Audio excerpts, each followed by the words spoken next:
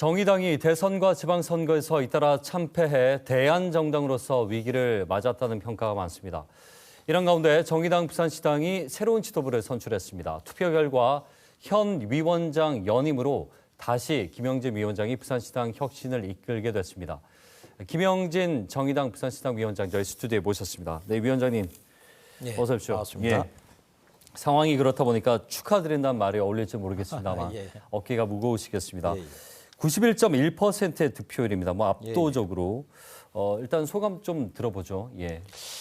지난 10월 21일은 정의당 창당 10주년이었습니다. 그랬습니까? 그런데 사실 정의당은 흔들리고 힘든 그런 시기를 겪고 있습니다. 위기 극복의 혁신의 과제를 안고 있는 시당위원장으로서 더 큰 책임감을 느낍니다. 내일이면 저희들 대표단 선출이 완료가 됩니다.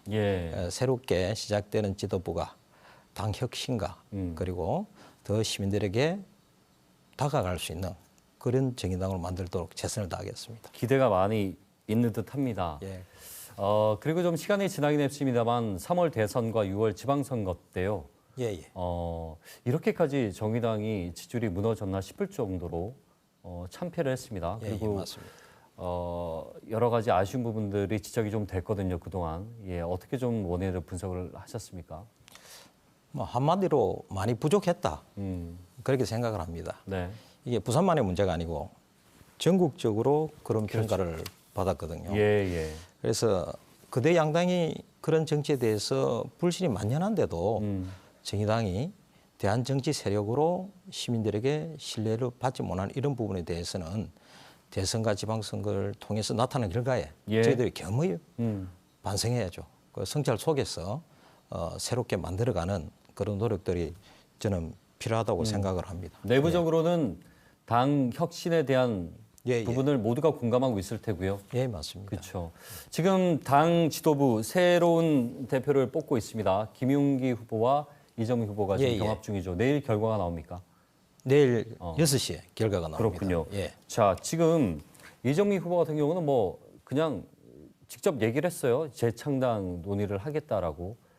어떻게 김용기 후보도 마찬가지입니다. 똑같이 두 분 다 얘기를 했고요. 중앙대의원대회에서 결정한 사항이기 때문에 뭐 새로운 지도부라고 그런 부분들 다시 뭐 다르게 돌리고 이렇게 할 수 있는 상황은 아닙니다. 그렇다면 이제 위기 극복 대안을 좀 내놔야 될 텐데 어떤 것들이 맞습니다. 좀 나와야 된다고 생각하십니까?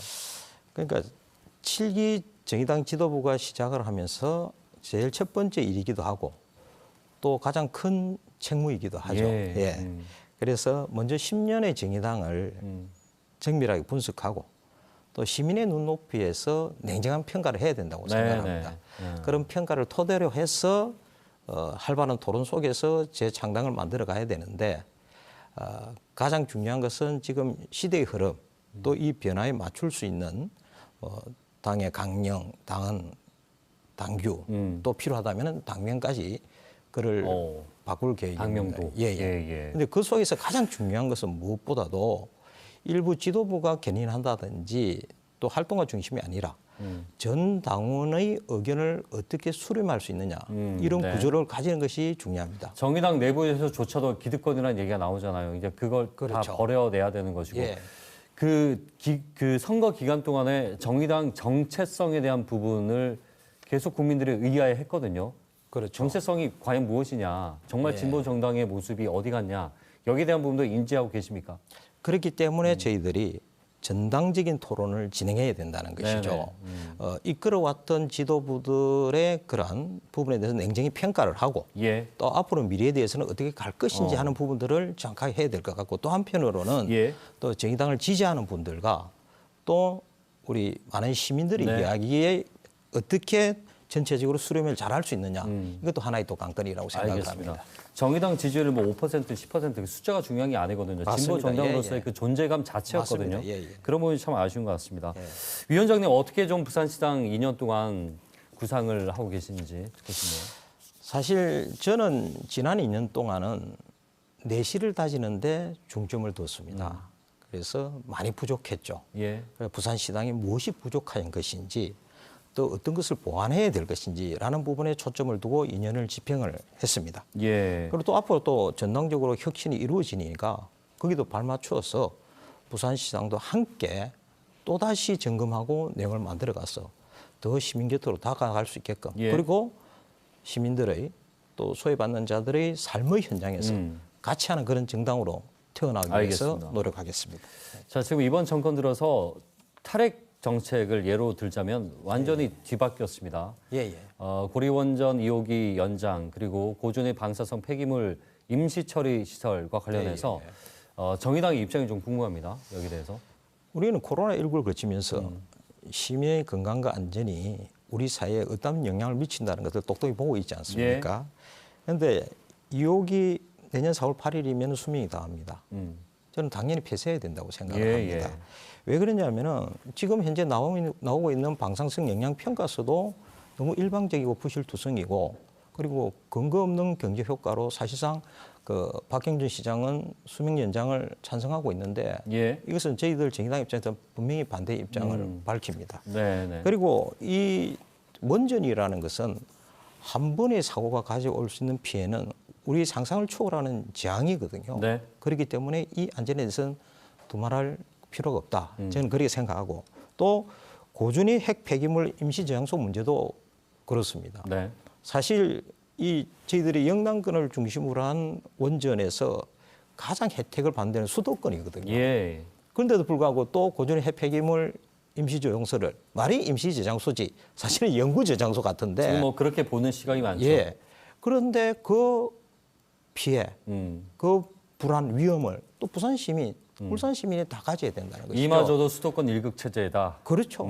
그렇기 때문에 이것은 당연히 수도권도 같이 책임져야 되는 것이 아니냐 그렇게 생각을 합니다. 알겠습니다. 자, 그리고 위원장님께서 이제 코로나19 잠깐 말씀하셨지만 결국은 민생이거든요. 모두가 민생을 외치고 있습니다. 양당도 그렇고요.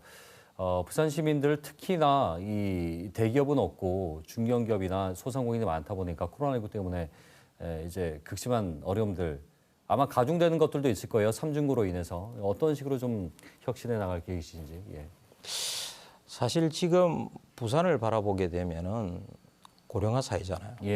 이 고령화 사회를 대체하기 위해서 어떻게 공공성을 강화할 것인가 이러한 부분이 있고요. 그다음에 이탈하는 청년을 같이 희망을 주고 부산에서 함께 생활할 수 있는 청년 일자리 정책 그리고 소멸해가는 지방 대학에 대한 그런 가감한 투자 이러한 것이 저는 필요하다고 생각합니다. 그런데도 불구하고 지금 국민의힘이나 더불어민주당은 그러한 역할을 잘 못하는 것 같습니다.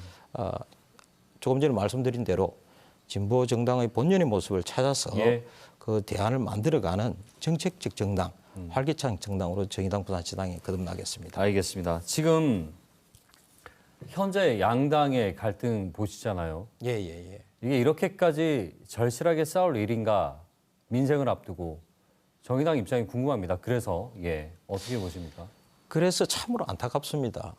왜 그러냐면은 정치는 민생을 어떻게 해결할 것인가에 초점을 두어야 되는 것이거든요. 그런데 지금 양당의 그런 싸움은 실질적으로 그것과는 전혀 동떨어진 그런 곳에서 정쟁을 하고 있는 것이죠.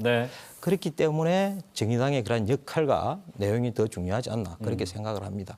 그래서 뭐 두 당이 잘못하는 것은 시민들은 국민들은 너무나 잘 아는 것이고 지금 우리 정의당의 입장에서는 정의당이 어떤 역할을 할 것인가 이게 더 중점을 둬야 될 것 같습니다. 알겠습니다. 마지막으로 우리 부산 시민들에게 정의당이 앞으로 이렇게 해보겠다.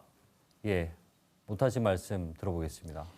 조금 전에 말씀드렸지만은 정쟁만 일삼는 거대 양당에 맞서서 그 부산 시민들의 편안한 일상을 만들 수 있는 그런 부산을 어떻게 만들 것인가, 그런 정책에 대안을 내놓을 수 있을 것인가라는 부분을 중점에 두고 앞으로 집행해 나갈 것입니다.